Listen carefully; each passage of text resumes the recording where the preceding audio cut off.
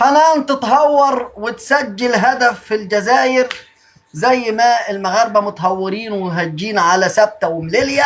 يوم النهاردة كله تهورات. ليه حنان؟ منتخب المغرب للسيدات بيقسو على الجزائر في آخر ثانية، في آخر الثواني في الشوط الثاني منتخب المغرب بيقدر يسجل هدف الصعود، هدف الفوز، هدف الانتصار في مين؟ في الجزائر.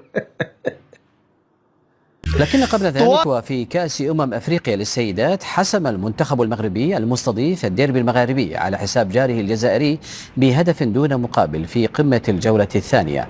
وبهذا الانتصار انفرد المنتخب المغربي وصيف البطل في النسختين الماضيتين بصدارة المجموعة الأولى برصيد 6 نقاط ليخطو خطوة كبيرة نحو ربع النهائي.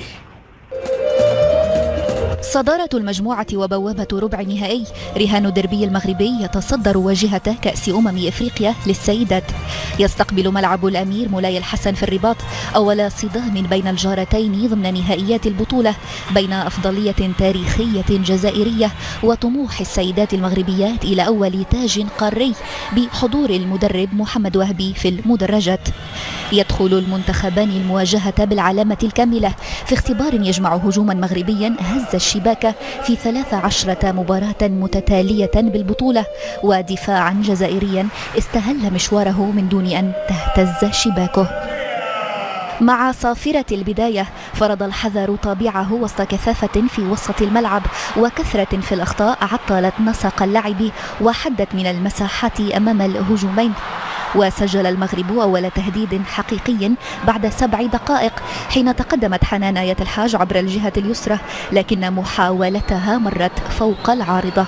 بينما واصل المدرب فريد بن ستيتي توجيه لاعباته من المنطقة الفنية لضبط التمركز وإغلاق منافذ العبور أمام الهجوم المغربي.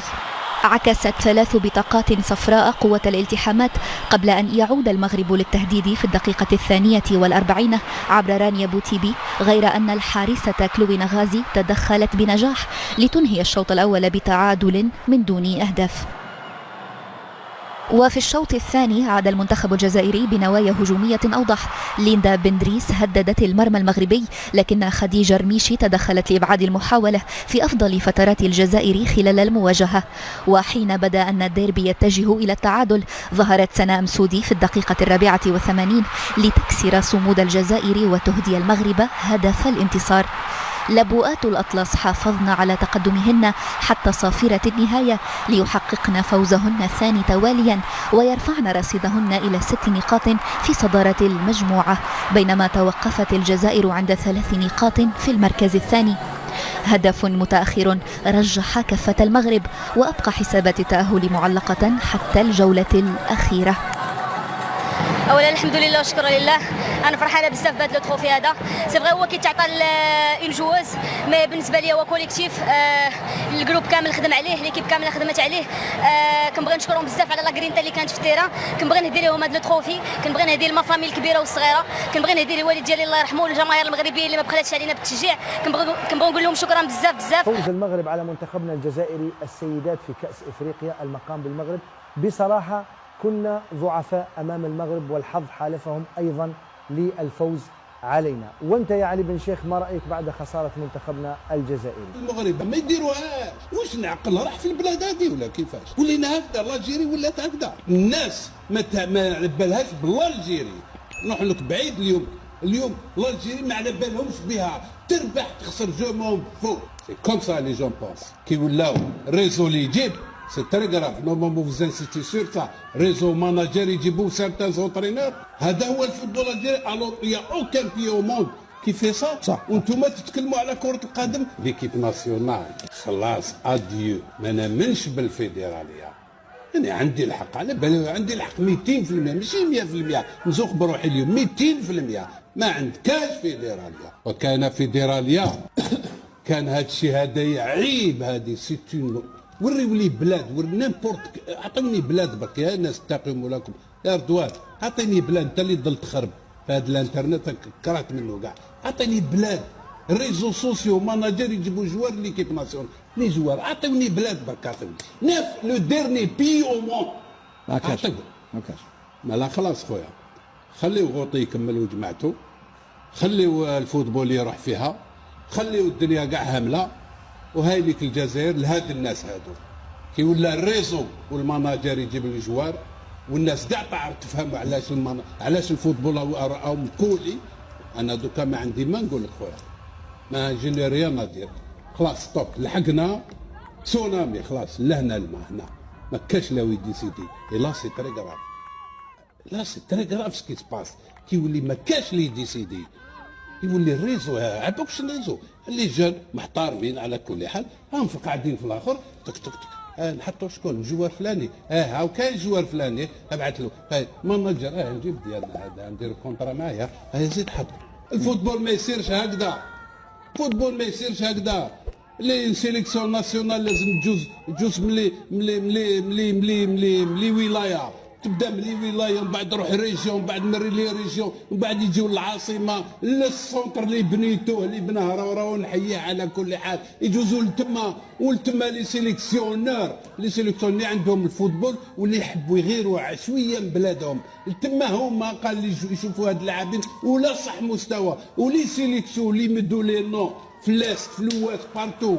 سي دي فوتبالور يا ناس، راكم كاع فو الطريقه الكعبه راهي منا، نتوما رايحين عندنا عند بليس، هي منا ماشي الريزو اللي يخيرش بيكم. اللي يديروها في تونس هذه، هذه يديروها في المغرب، هذه يديروها في مصر، هذه يديروها في اثيوبيا، في غانا، في رواندا، ما نش عارف انا يديروها ما يديروهاش. واش نعقل راح في البلاد هذه ولا كيفاش؟ ولينا هكذا، لاجيري ولات هكذا، لاجيري ولات هكذا. منتخب المغرب للسيدات بيقسو على الجزائر في آخر ثانية، في آخر الثواني في الشوط الثاني منتخب المغرب بيقدر يسجل هدف الصعود، هدف الفوز، هدف الانتصار في مين؟ في الجزائر. طوال الشوط الأول 0-0 وطوال الشوط الثاني 0-0، ولكن في آخر الثواني المغرب له رأي تاني. في آخر الثواني الأسود بينتفضوا، في آخر الثواني بيقدروا سيدات المغرب إنهم يفوزوا وينتصروا ويقولوا للجزائر لا كفاية بقى، كفاية احنا سايبينكم تلعبوا معانا من أول المباراة لحد هنا، وكفاية عليكم قوي لحد هنا وحلوة قوي عليكم. بيقدروا يسجلوا هدف الفوز وهدف الانتصار علشان يرتفع رصيد المنتخب المغربي إلى 6 نقاط ويكون المركز الأول، ويبقى رصيد الجزائر كما هو برصيد 3 نقاط. وإن شاء الله بعون الله زي ما المغرب للسيدات فاز وانتصر على منتخب الجزائر، يقدر المباراة القادمة أيضا يفوز وينتصر على السنغال ويقدر يصعد ب9 نقاط. مليون مبروك لكل ما هو مغرب. الصراحة أنا كنت برا البيت. هذا اليوم ما شاء الله فوز المنتخب المغربي النسوية على الجزائر في كأس أفريقيا.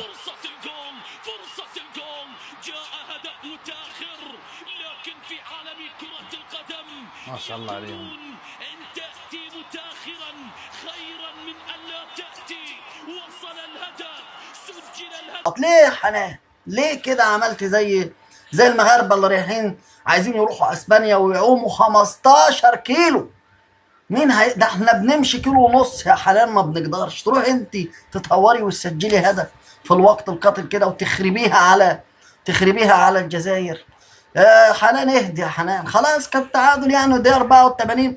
وبعدين بنات الجزائر ما شاء الله ما فيش واحده شدت واحده من شعرها، ولا فيه شتيمه ولا فيه ضرب ولا فيه نفسيه، ولا دي تقول لها انت مش شايفه انا عامله ازاي، ولا دي تبص على عين دي ولا على شعر دي ولا يعني شفنا اي احتكاكات. شفنا الماتش طالع لطيف وخفيف يا حنان. ليه تندفعي زي الالوفات اللي بتندفع ورايحه ثابته ومليليه؟ عمال اشوف راجل واخد لي مرته واولاده، بنتين وولدين، واخد العيال واللي واخد مرته واللي واخد شايل امه. يا ابني ده 15 كيلو عوم يا جماعه، بلاش تهور البلد دي احسن من غيرها. ارجعوا خلينا في الماتش. المغرب النهارده، الجزائر النهارده عملت ماتش حلو مع المغرب. نقول الحقيقه بنات الجزائر لعبوا ما يستحقوش الخساره، ولكن المغرب عملت زي الارجنتين في كاس العالم، شمطت هدف في الدقيقه 84. الدقائق الاخيره النهارده كانوا خلاص بنات الجزائر في سكه يخطفوا الفوز. انا كنت راضي بالتعادل، سيبك انت، التعادل كان عادل، يعني التعادل عادل ما بين الاثنين. ليه؟ بنات الجزائر لعبوا ماتش حلو زي ما قلت، ما خدوش 3 ولا 4 ولا 5 ولا 6، بس مش احنا بس اللي بنغلب ستات، الحمد لله. يعني كنت افكر احنا بس، طلع في ناس اتغلبوا مره واثنين وثلاثه 8. لا الحمد لله، احنا كله زي بعضه، يعني كله بنات زي بعض الحمد لله، يعني البنات كلهم زي بعض. المهم يعني خلينا في الماتش ده بلاش عشان ما حدش يزعل، يعني انتوا عارفين قصدي ايه، يعني مين اللي غلب ستات كتير؟ اكيد مش احنا، يعني انتوا عارفين كنا احنا غلبنا مره انتوا 3. المهم نرجع للماتش. بنت حنان دي شمطت الكرة ازاي، عندها خفة حركة. حنان تستاهل تقعد شهر اجازة من الكوزينة. ليه؟ الكرة كانت ركنية، اتلعبت، راحت، اتردت، ما اعرفش وقفتها ازاي. انا قلت راحت في ايد البت الجونة بتاع الجزائر.